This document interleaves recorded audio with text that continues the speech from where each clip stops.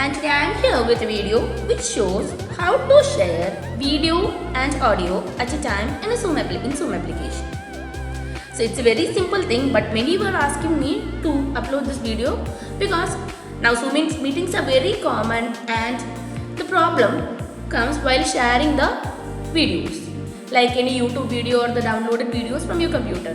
While sharing it, there are chances that video is going but audio is not audible for the participants. So to solve this issue, just open your Zoom application, click on the share screen option, click on the video which you want to share with the participants. After that, at the left bottom corner, you can see a option, share computer sound. Enable that by clicking it, then click on share. After clicking share, you can see both audio and video will be okay with the participants. It will be audible for the participants. So thank you. The problem is solved. You can share video